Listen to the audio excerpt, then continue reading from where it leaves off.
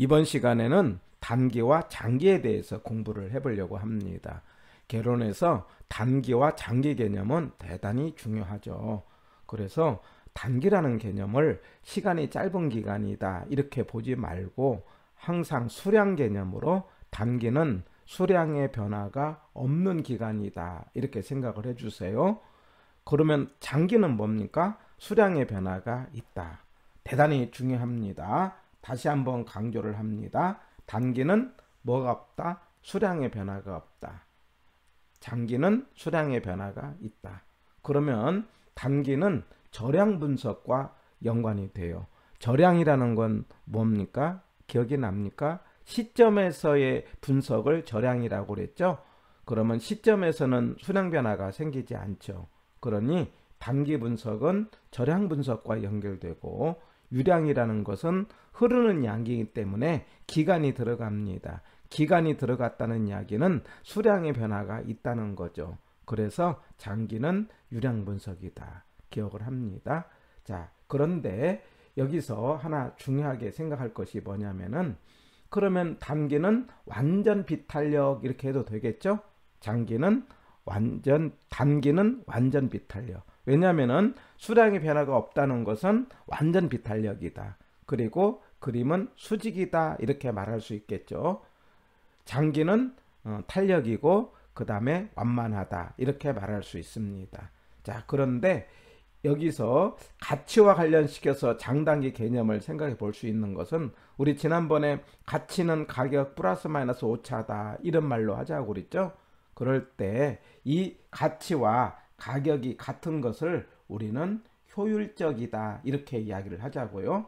앞으로 원래 효율적이라는 말은 어떤 일을 하는 과정에서 최소의 노력으로 최대의 효과를 높인다 이렇게 이야기를 하는데 우리가 개론의 문제를 푸는 과정에서 내는 가격과 얻는 가치가 같아질 때를 효율적이라고 기억을 하시고 효율적이면은요 여기서 오차가 없는 것이 되죠. 오차가 없으면은 뭐가 됩니까? 왜곡이 없죠. 예, 그리고 오차가 없으면은요 초과이윤도 없어요. 그리고 이거는 장기적으로 이런 일이 생긴다. 기억을 해줍니다. 다시요. 장기는 초과이윤이 없고 효율적이고 그 다음에 왜곡이 없고 오차도 없다. 이렇게 기억을 하고 거기에 대해서 단기는요. 그러면 오차가 있고 그 다음에 왜곡이 있고 그 다음에 비효율적이고 초과이윤이 있다. 항상 초과이윤은 돈 벌었다 이런 뜻인데 단기적으로만 초과이윤이 있는 거다라고 기억을 해서 단기와 장기 개념을 수량의 변화가 없다 해서 단기는 완전 비탄력 수직으로 장기는 수량의 변화가 있다 탄력 완만하다 이렇게 기억을 하신 다음에 우리가 효율적이라는 개념과 연관시켜서 장기는 효율적이고 그 다음에 왜곡이 없고 오차가 없고 초과이윤이 없다 이렇게 풀어가고 단기는 비효율적이면서 왜곡이 있으면서 오차가 있으면서 초과이윤이 있다 이런 말로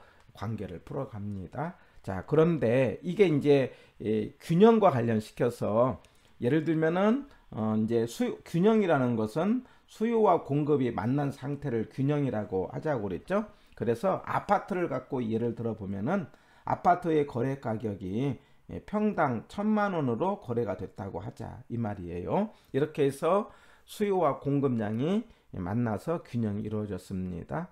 자, 이런 상태에서 주변의 환경의 변화로 인해 가지고 수요가 많아졌다고 하자 이 말이죠. 그러면 가격 올라가겠죠. 그 올라간 가격이 한 1,500 정도 가격이 올라갔다고 하자 이 말이에요.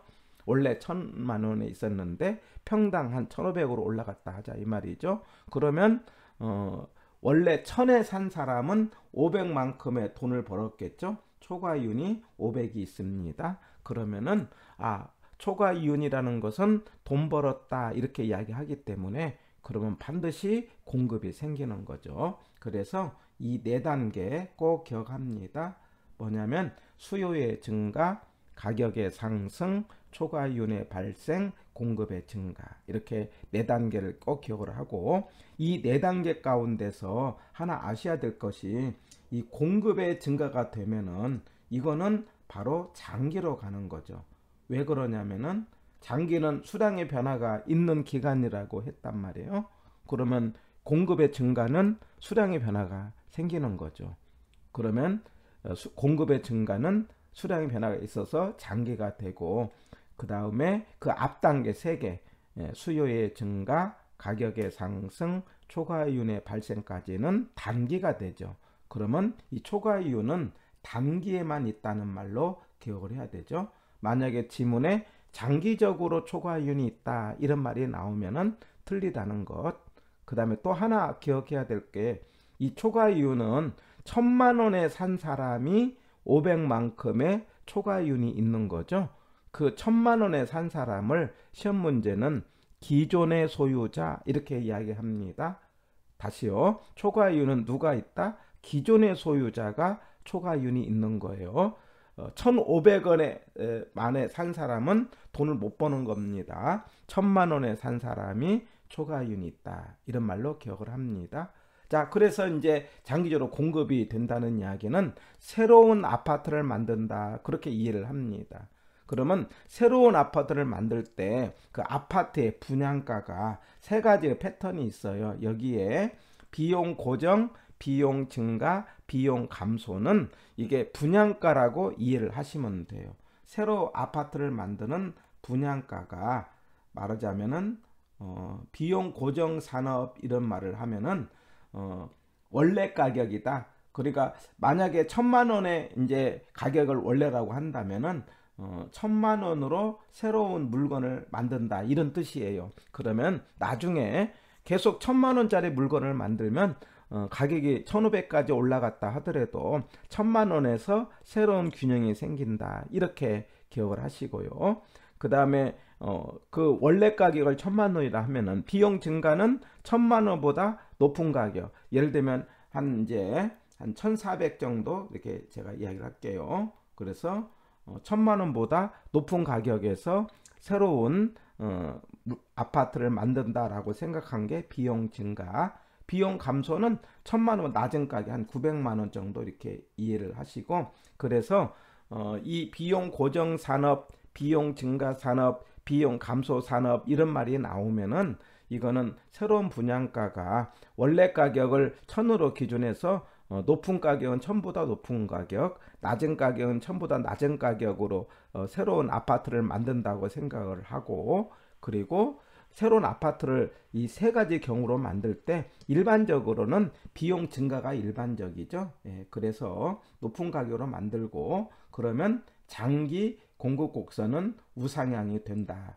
만약에 비용 고정일 때는 수평으로 된다. 이렇게 문제를 풀고, 그 다음에 또 하나 중요한 것이 이 비용 고정 산업, 비용 증가 산업, 비용 감소 산업 이런 말이 나오면은 반드시 거래량은 증가가 된다는 걸로 문제를 풀어갑니다. 그래서 장단기 균형을 한번 생각해 봤는데, 다시 한번요. 균형이라는 것은 서로 거래가 됐는데 1000만 원으로 거래가 됐다 이렇게 가정을 했어요. 수요가 증가하면은 가격이 올라가고 초과 이윤이 있다. 여기까지는 단기고, 공급의 증가는 장기다. 초과 이윤은 단기에만 있다. 기존의 소유자가 초과 이윤이 있다. 기억하시고, 그 다음에 장기로 가서 공급의 증가가 생겼을 때 새로운 아파트를 만들 때 비용 고정 그러면 원래 가격 패턴으로요.